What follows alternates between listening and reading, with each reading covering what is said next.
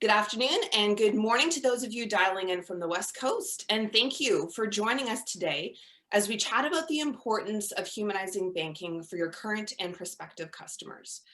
My name is Alyssa Riddell. I'm the head of marketing at Coconut Software, and I'll be your host during our session.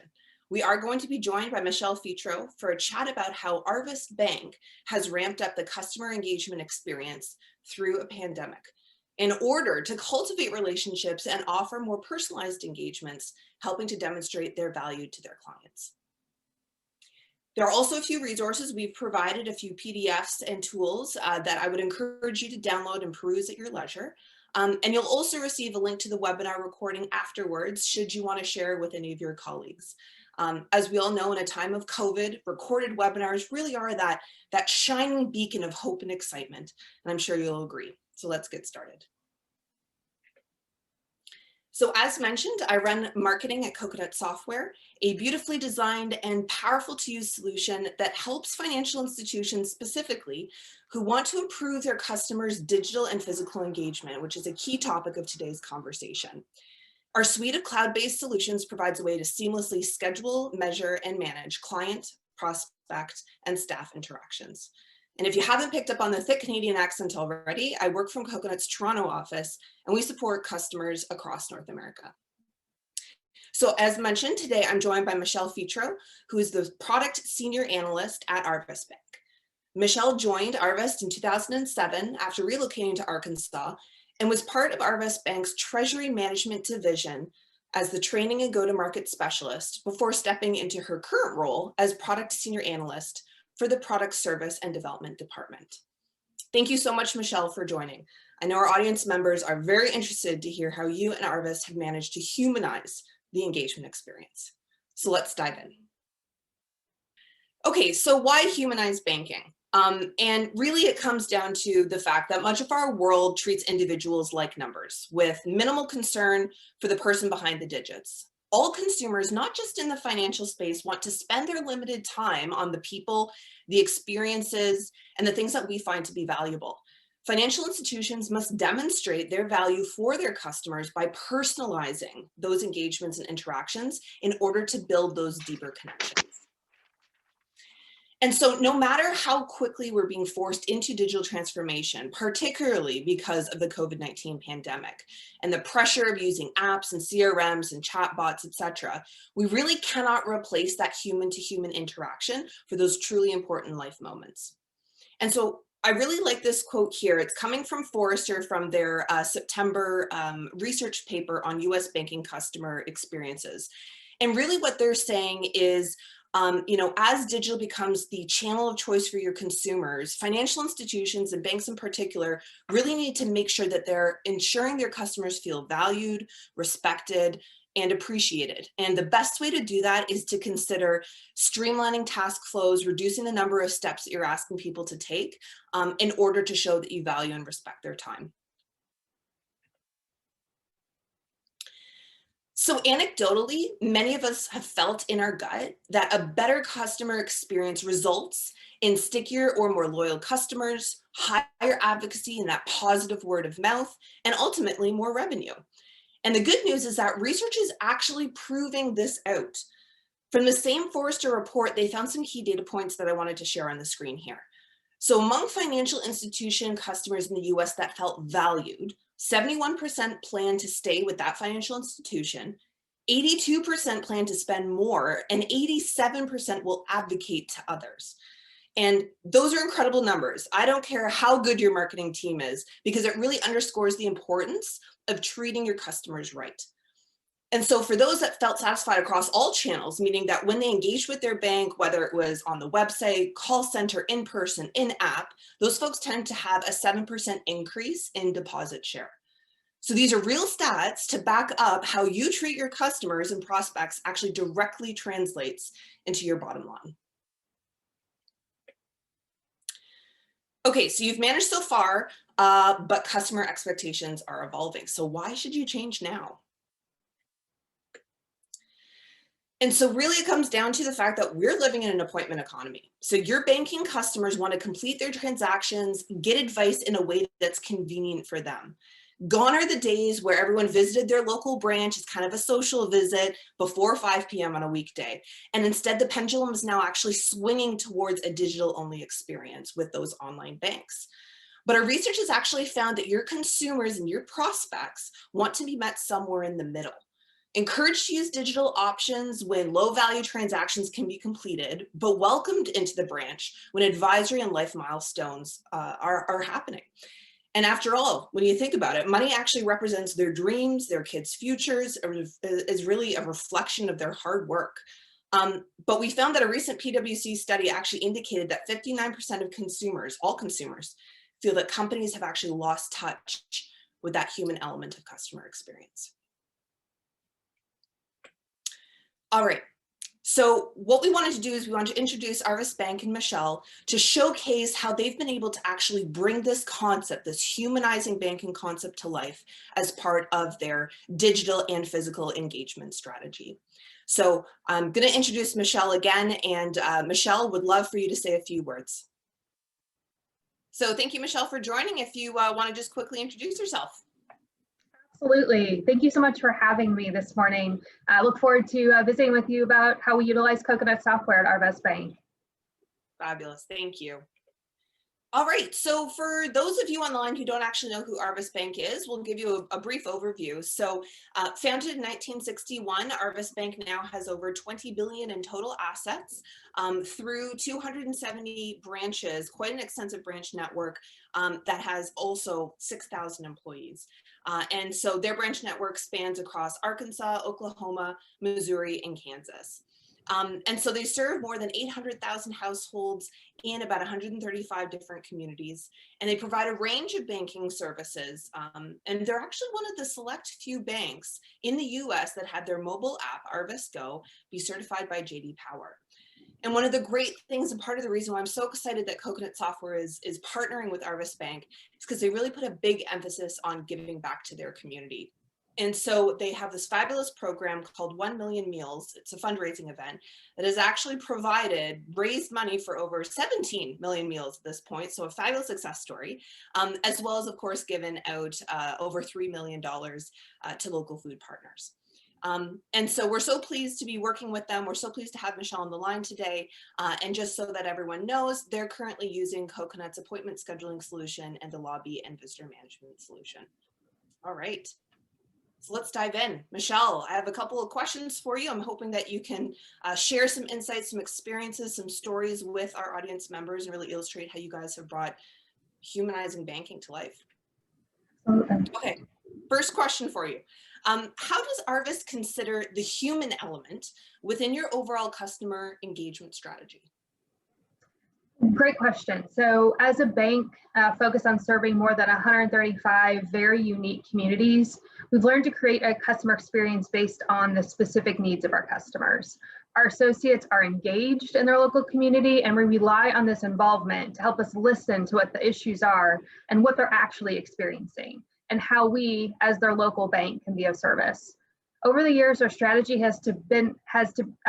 is be out where our customers are, volunteer at events, host cookouts, or open houses, just be there to help out when we can and where we can. Unfortunately, the pandemic hasn't allowed us to connect in the same way. So we've had to pivot slightly and had to, really leverage our digital platforms to engage with our customers. Excellent. Well, clearly what I'm going to have to do when I'm in town, I will be coming to one of those cookouts because I bet you make some fantastic food. Looking forward to that. They're known for our hot dogs and hamburgers. Oh, well, excellent. Okay, so question number 2. How important is personalizations to your customers? Absolutely. So we pride ourselves on providing great customer service. It's really the core of our business model. And we've worked hard to ensure that customers feel appreciated and they feel valued. And as we continue to capture more information about what customers truly want, we can develop a more personalized approach with appointment scheduling. We're able to learn more about the customer and their relationship with the bank before they even arrive for their appointment. And we've seen this in action. We've heard it from our customers.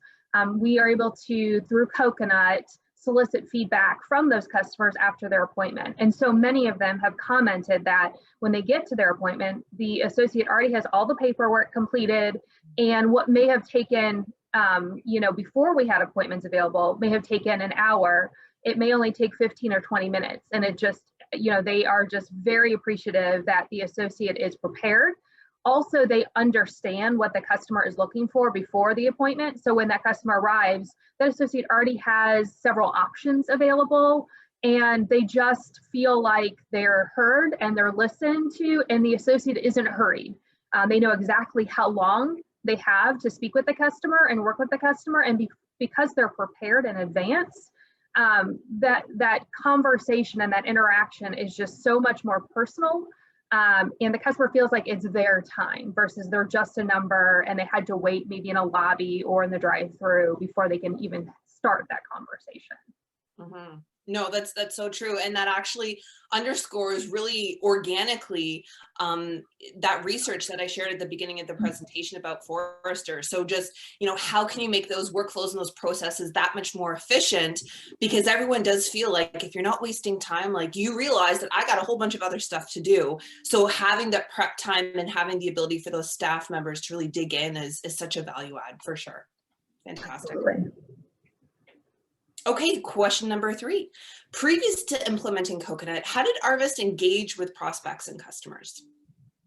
So we really were a heavy in-person bank in terms of our interaction, and first come, first serve. So we didn't take appointments. So it was, whoever was in the lobby first, that's who got served. And our appointments were really reserved for our commercial lenders, our wealth management advisors, those types of positions or interactions. And most of our retail was walk-in only, very little advanced preparation. Customers sometimes had to visit several different associates before they had their issue resolved, because the first associate they spoke to, was really just doing some triage, trying to identify what their needs were, and then maybe had to refer them to a different associate. And in some instances, that associate may have been located at a different location or wasn't available that day. So the customer had to either come back, the following day or call that associate later that afternoon. And so that's really, before appointments, just kind of how we were structured and how we met the needs of our customers and our prospects. Mm-hmm, mm-hmm. And just as a follow-up, we hear often when we're chatting with folks in the industry that one of the things they really are missing out before they choose a customer engagement platform is the metrics. So you don't actually know what you don't know if you're not tracking those appointments and who's showing up and who's not showing up and what the outcomes are. And so, maybe did you have a couple of thoughts on the metrics tracking? Absolutely. So we were able to pull data, and when we first rolled this out, a lot of our associates were practicing. So a lot of our no-shows and cancellations were, really our own associates getting used to the system. But just looking at the customers, we have about a 50% completion rate.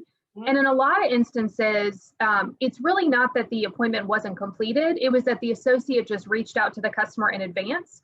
And maybe it was something that our contact center could actually help that associate with, or actually didn't need an appointment. So they were able to help that customer right there on the phone versus having to, ask that customer to come into a branch for that need. So, 50% is great. We've had, since the end of September, when we rolled out Coconut to all of our branches, we've had about 8,300 appointments. Wow. And that is taking out all of the, test appointments we ran during the first couple weeks. So that is 8,300 interactions that we can track. We know why those customers came into the branch. We know how long that conversation took. And so we use that also for coaching purposes. If an account opening process, which we estimate to take, say, maybe an hour, took 15 minutes, we might want to ask that associate why that conversation only took 15 minutes. And on the flip side of that, if it took 2 hours, were they not prepared for that conversation, or did that interaction or engagement just spur some additional conversation about other products and services? So maybe it only was 30 minutes to open the account, but they had a really robust conversation about retirement needs or some long-term planning that associate was able to provide some assistance with. So I think the metrics has been key. I think getting that feedback from our associates and our customers has been, really helpful. And we've been able to make some tweaks over the last few months based on the feedback we've received. Fantastic. Yeah. Great example of building those deeper connections. That's for sure. That's why we're doing all this. Absolutely. Okay. Question number 4. So as the US started to social distance, how did Arvis change to meet your customers' demands? So other than rolling out appointment scheduling, I think curbside was probably the largest pivot for us, providing services not in the lobby, but in the parking lot. I think our customers have actually really appreciated that. I mean, we all know what it's like to, you've got 2 or 3 young children to try to get out of the car to go into a branch for something that takes, 2 or 3 minutes. Or if you're, disabled or, just can't leave your vehicle, it makes the world of difference. So that's a big thing that we've been able to provide to our customers. We also do appointments and then help customers via curbside. So not only are we prepared, they know exactly when they'll be assisted, but they actually don't have to leave their vehicle. So that's been a way that we've kind of adjusted, and then really just started leveraging our digital channels. As you mentioned before, we have an amazing mobile banking app, and we're very proud of it. But we've done I think a better job of promoting it and encouraging customers to utilize it to keep them safe, so that they don't have to leave their homes if they're uncertain about the current environment. And so that's probably another thing, just promotion of our digital channels, enhancements of some of our digital channels, including, the ability to schedule appointments, and then the curbside. Fantastic. That's wonderful. Okay, last question for you. So what's one suggestion you'd like to share with the audience? So I think the biggest takeaway for us was that it wasn't rolling out a new tool or solution. It was a culture shift. It was a mind shift. So our associates were used to, especially our retail associates, helping customers as they came into the branch. And in many instances, they were just not prepared to have that conversation. They weren't maybe able to make the referrals or have those deeper conversations because they were focused at the task at hand, and there may have been several others waiting in line, and so they just felt the need to complete that task or that conversation quickly so that they can move on to a different a customer that was waiting in the waiting area. And so really we focused on the importance of owning your schedule, managing your schedule, looking at your Outlook appointments or your Outlook calendar, making sure that that's up to date. Which is critical when using Coconut. And so our associates, especially our retail associates who weren't used to taking appointments, didn't really know what their day would bring. They had no idea which customer would come through the door. They feel valued. They feel like they matter, that their schedule is their schedule. They are prepared to have conversations. They have what they need when the customer arrives. They can offer those additional solutions because they know exactly what that customer currently has, maybe what they've talked to the customer about in the past. And so I think they just have this sense of relief that they can anticipate what that day brings. They have time to have the conversations. It's blocked on their schedule. They know they have an hour or 30 minutes, whatever, depending on the service, to have those conversations. So I think the biggest thing is that it's not just rolling out a new service or a new platform. It's rolling out something that will enable our customers to feel valued, but also our associates to feel valued. And I think that's been the biggest takeaway for us, is that it's just we've approached things differently, and we're better prepared to really have those deep, meaningful conversations. That's fantastic. Thank you for sharing that. And definitely over the years that we've been helping financial institutions with their customer engagement challenges, it's so true. It's one thing to roll out a piece of software to a bunch of computers and machines and robots. It's another to ask people to change their workflows, their processes, the way that they do business. So coming in and remembering not only your customers and prospects humans, but your staff are humans as well. That's absolutely one of the top things that I would also share with our audience members as well, for sure. Thank you. Well, that's it for the questions. I want to thank you, Michelle, so much for sharing your experiences and your suggestions with us today. It's always so valuable to have real life people come on board and share, your story with others, because we can all learn so much from other banks and other credit unions and financial institutions. And so in closing, I would encourage everyone to head over to coconutsoftware.com/humanizing banking for more research, thought leadership. We just launched a couple of white papers with some really great statistics and facts that I'm sure you guys will find valuable, tools and assets as you guide your own organizations down the path of humanizing banking. And of course, on that website, we'll also share a link to this recording in case you'd like to share it. So thank you for joining, and let's all work together to humanize banking in 2021 and beyond. Take care.